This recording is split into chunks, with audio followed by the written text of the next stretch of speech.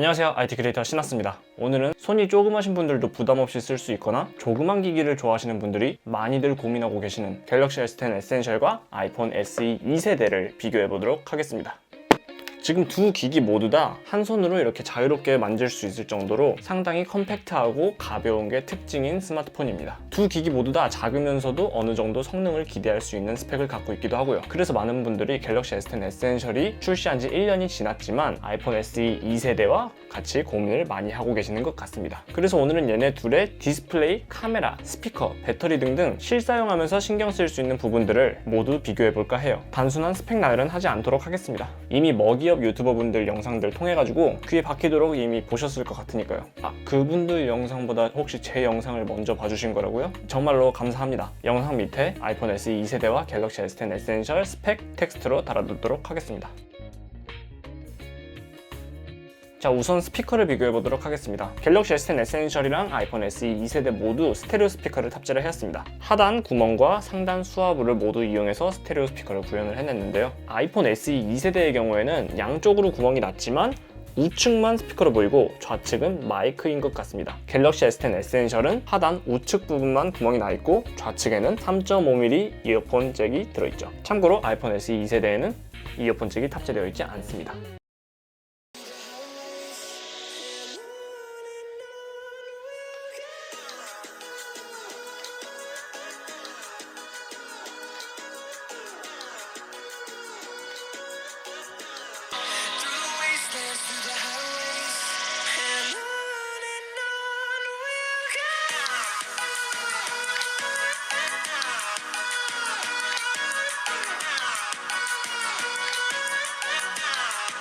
No, I don't want no rest. Echoing around these walls, fighting to create a song. I don't want no rest. Echoing around these walls, fighting to create a song. I don't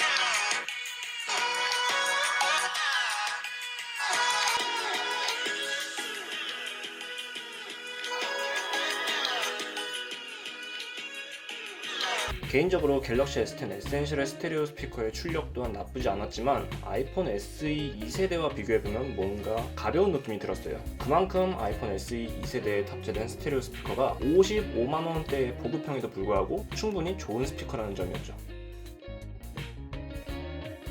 저장 공간을 말씀드리도록 할게요.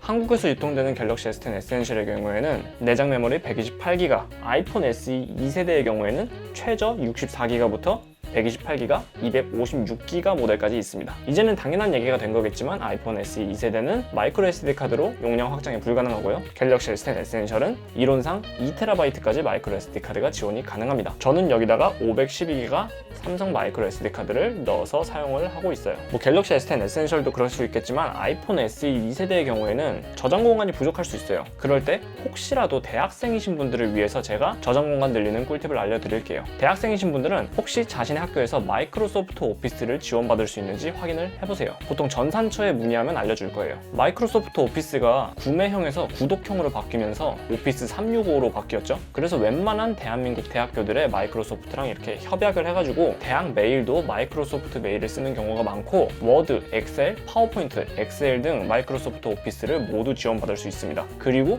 용량 아까 말씀드렸죠. 원드라이브 1TB를 무료로 지원을 받을 수 있어요. 보통 아이폰 쓰시는 분들이 용량 부족할 때 아이클라우드 서비스 월마다 얼마 내고서는 조금 아깝잖아요. 그런데 대학생분들은 무료로 원드라이브 1TB를 받을 수 있다니까 혜택을 받으실 수 있는 분들은 꼭 받으셨으면 좋겠습니다. 학교 정책에 따라 다르겠지만 졸업 후에도 대학 메일이 남아있는 학교의 경우 이론상 평생 이용이 가능한 것으로 알고 있습니다.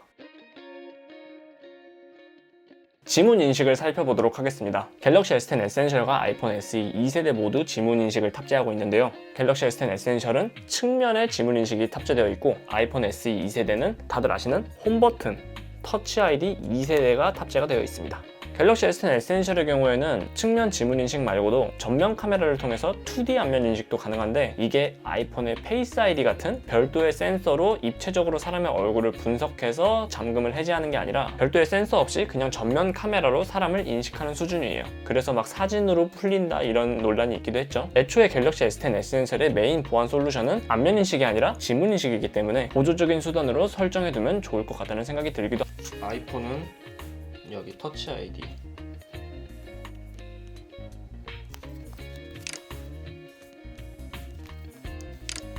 갤럭시 S10 에센셜은 여기에 지문 인식, 측면 지문 인식.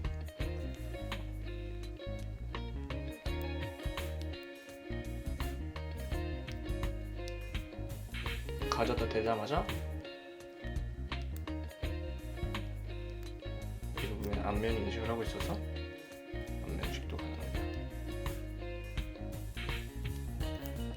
두 제품의 지문 인식 속도는 모두 훌륭했습니다. 하지만 이건 개인적인 취향이겠지만 저는 핸드폰을 이렇게 들고 있을 때가 더 많아가지고 이 손가락이 여기까지 움직여서 홈 버튼을 눌러서 지문 인식을 하는 것보다 그냥 여기서 바로 이렇게 지문 인식을 푸는 게 더 좋다고 생각이 들었어요. 하지만 이건 제 개인적인 느낌이고 아이폰의 홈 버튼을 좋아하시는 분들도 분명 많으니까 측면 지문 인식보다 아이폰의 홈 버튼 지문 인식을 더 선호하시는 분들도 많을 거라고 생각이 됩니다. 요거는 취향 차이인 것 같아요. 두 제품 모두 지문 인식 성공률도 좋고 인식 속도도 빠릅니다.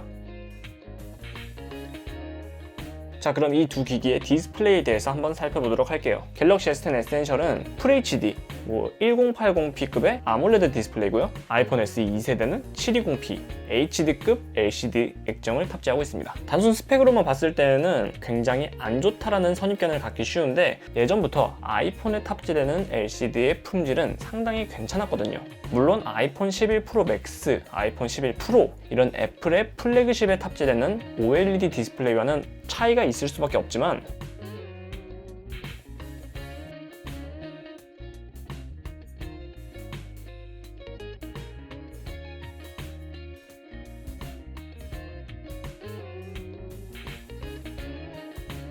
그렇다고 아이폰 SE 2세대가 720p LCD라고 못 봐줄 정도는 아니다라는 걸 말씀드리고 싶어요. 화면의 해상력이나 색 재현력, 그리고 생동감 같은 경우에는 아무래도 아몰레드가 LCD보다 유리할 수밖에 없어요. 사람의 피부 같은 경우에도 제 개인적인 취향으로는 LCD가 주는 느낌보다 아몰레드가 주는 느낌이 더 좋았습니다.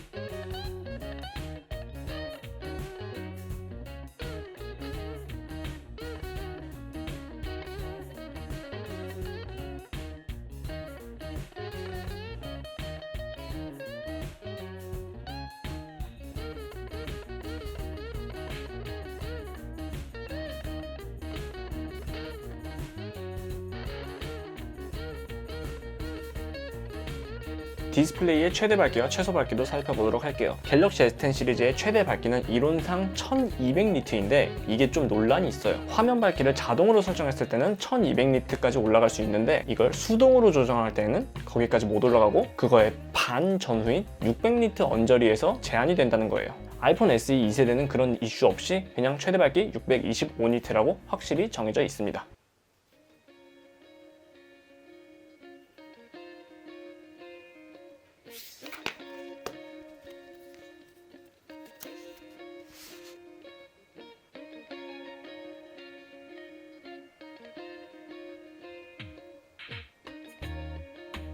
그래서 두 기기의 최소 밝기와 최대 밝기를 제 개인적으로 느낀 결과 아이폰 SE가 좀 더 최소 밝기와 최대 밝기의 스펙트럼이 더 넓었어요. 갤럭시 S10 에센셜보다. 그리고 이게 트렌드이다 보니까 갤럭시와 아이폰 모두 다크 모드를 지원합니다.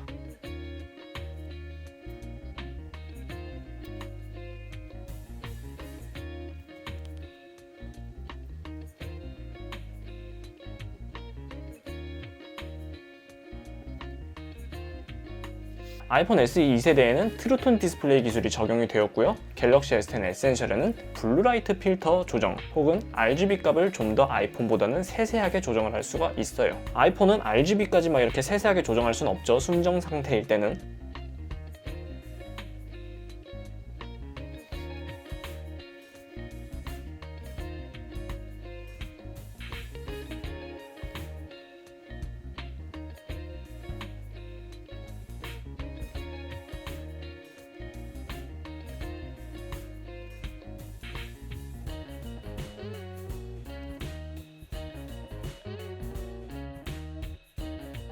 자, 여기까지 기기 스펙에 대해서 얘기를 해봤습니다. 솔직히 두 제품 모두 다 실사용에서 그렇게 버벅거림을 느끼기에는 어려울 정도로 좋은 성능을 자랑하기도 해요. 하지만 제가 요 사이에 갤럭시 S10 에센셜과 아이폰 SE 2세대를 성능 비교하면서 가장 크게 성능 차이가 나네 라고 느꼈던 점이 조금 하드한 작업을 할 때입니다. 핸드폰으로 하드한 작업이라고 하면은 보통 영상 편집을 가장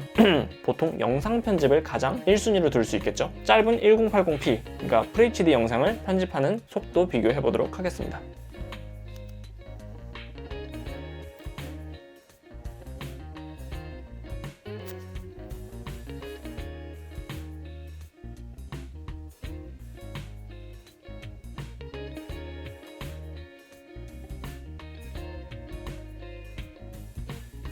어느 정도 꽤 차이가 나더라고요. 그런데 다음에 제가 4K 조금 긴 영상을 렌더링 비교를 해봤는데 아이폰 SE 2세대는 이걸로 4K 영상 편집을 해도 되겠다라고 싶을 정도로 성능을 보여줬는데 갤럭시 S10 에센셜은 실사용이 아예 불가능하겠다라고 생각이 들 정도로 차이를 많이 보였습니다. 한번 보도록 할까요?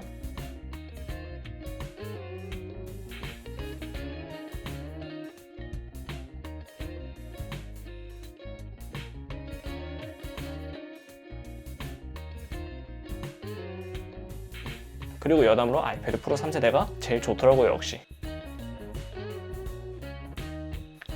그럼 이제 배터리를 얘기해 보도록 하겠습니다. 갤럭시 S10 에센셜과 아이폰 SE 2세대 모두 유선 고속 충전도 지원을 하고 무선 충전도 지원을 합니다. 갤럭시 S10 에센셜의 경우에는 유선 15W 고속 충전, 아이폰 SE 2세대 같은 경우에는 유선으로 18W의 고속 충전을 지원을 해요. 하지만 아이러니하게도 이게 항상 까이는 건데 아이폰은 더 높은 급의 고속 충전을 지원하고 있더라도 이 상자를 까보면은 항상 5W짜리 고속 충전기가 들어있거든요. 그러니까 아이폰에서 지원하는 고속 충전을 제대로 체감하려면은 기본으로 주는 번들 충전기로는 느낄 수 없고 따로 애플 정품 충전기를 사라 라고 말하는 거죠, 애플이.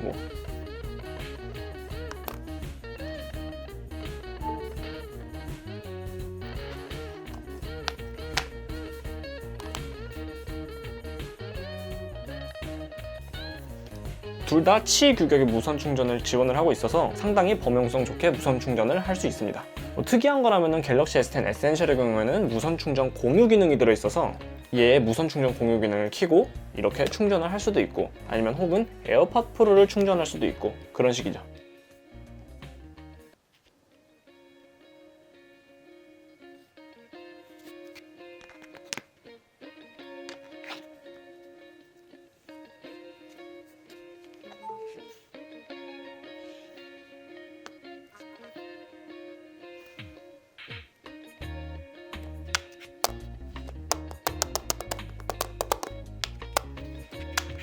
저는 처음에 이 기술이 나왔을 때 에이 저거 핸드폰 배터리만 달고서는 별로 쓸모도 없을 거야 라고 생각을 했는데 생각보다 쓸모가 많더라고요. 저 같은 경우는 에어팟 프로를 쓰고 있는데 이 케이스의 배터리가 꽤 넉넉하기 때문에 에어팟 프로를 그렇게 자주 충전하지 않아요. 그런데 바깥에서 이게 충전이 필요할 때가 종종 있거든요. 그럴 때마다 그냥 이렇게 충전을 시키면은 10분만 충전을 해도 꽤 오랜 시간 들을 수 있게 되더라고요. 그게 정말로 저는 꽤 도움이 됐다고 생각을 해요. 이게 좋은 기술이에요, 이건. 아이폰 SE 2세대는 물론이고 아이폰 11 프로 맥스, 프로 11, 아이폰 XS 이런 것들도 아직 지원을 하지 않으니까 이거는 확실히 갤럭시의 특장점이라고 말씀드릴 수 있을 것 같습니다. 자, 이제 마지막으로 카메라를 비교해 보도록 할게요. 갤럭시 S10 에센셜의 카메라 스펙은 후면 듀얼 카메라가 달려있죠. 메인 카메라는 1200만화소로 OIS가 탑재되어 있고 f1.5와 f2.4 듀얼 조리개를 채용하고 있습니다. 이 옆에 거는 초광각 렌즈인데 1600만화소에 f2.2 조리개를 탑재하고 있어요. 그러니까 같은 자리에서 메인 카메라로 일반각을 촬영하고 그 자리에서 똑같이 초광각으로 더 넓게 촬영할 수 있는 그런 카메라인 거죠. 갤럭시 S10 에센셜이 듀얼 카메라를 탑재된 것에 반면에 아이폰 SE 2세대는 싱글 카메라 f1.8 조리개를 탑재하고 있습니다. 1200만화소고요. 그런 유사 언론들에서 F값이 낮으면 좋은 카메라다라고 결론을 지어버리는 경우가 되게 많던데 카메라를 좋아하는 입장에서 F값이 낮다고 해가지고 그게 무작정 좋은 카메라는 아니에요. 스마트폰의 카메라 성능을 결정하는 것은 화소도 중요하겠고 조리개 값도 중요하겠고 듀얼 픽셀 같은 AF 시스템도 중요하겠지만 어쨌든 물리적으로 이미지 센서가 작기 때문에 뉴럴 엔진, NPU 등의 소프트웨어 보정이 더 중요하다고 생각합니다. 생각을 하거든요. 이번에 갤럭시 S20 울트라도 100배 줌을 구현해낸 게 물리적으로 하이브리드 줌을 이용한 것도 있지만 어쨌든 소프트웨어 보정이란 말이에요. 그래서 그런지 삼성이랑 애플 두 회사의 그런 카메라 후보정, 소프트웨어 후보정이 스타일이 많이 갈린다고들 하죠.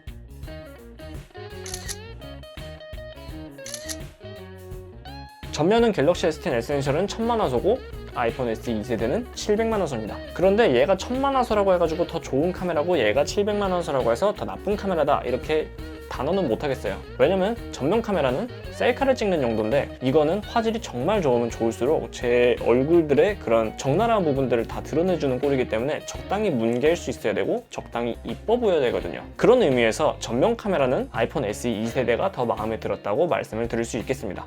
왜냐고요? 갤럭시 S10 에센셜은 좀 더 넓은 범위의 사진을 찍기 위해서 아이폰 SE 2세대보다 더 광각으로 찍히더라고요. 보통 광각으로 찍히게 되면은 주변부는 약간 왜곡이 발생하게 됩니다. 그래서 흔히들 말하는 갤럭시 시리즈 OE 현상이 그 얘기죠. 이렇게 했을 때 셀카를 찍을 때 화면의 밑쪽에 얼굴이 닿으면은 좀 더 길어 보이고 약간 뭔가 좀 오이처럼 생기고 그런 거 있잖아요. 아이폰 SE 2세대는 갤럭시 S10 에센셜보다 오이 현상이 덜했습니다. 그 미묘한 부분이 아이폰이 갤럭시보다 인스타에서 셀카로 더 사랑을 많이 받는 부분인 것 같기도 해요. 단순히 감성 막 이런 게 아니라 다 알고 보니 이유가 있는 거죠.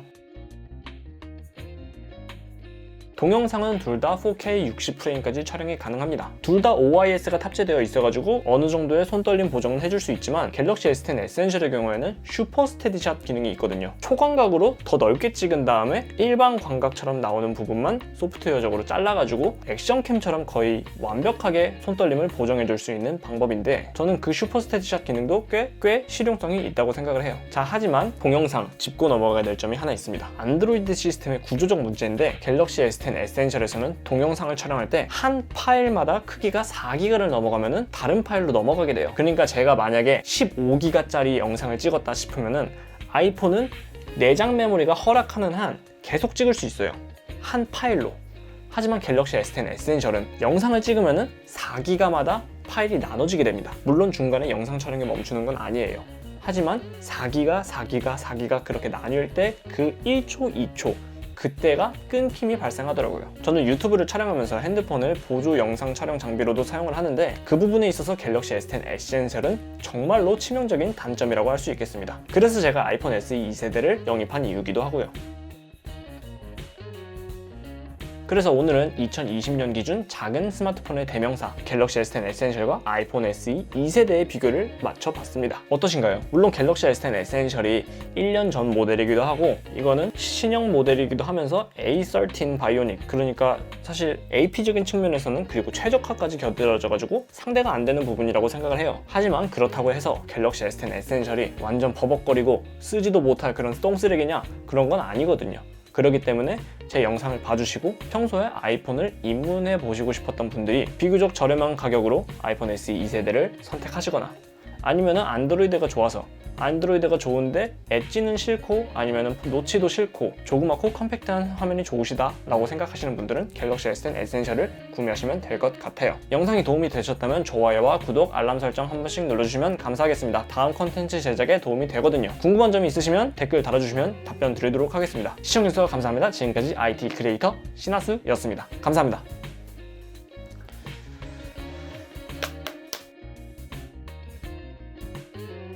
와, 한국에선 S10 에센셜 옐로우 중고 가격이 30만원대야? 아니 나 여기서는 5만원에서 6만원에 팔 수 있는데 70만원, 80만원? 이거 여기서 팔고 가야 되나?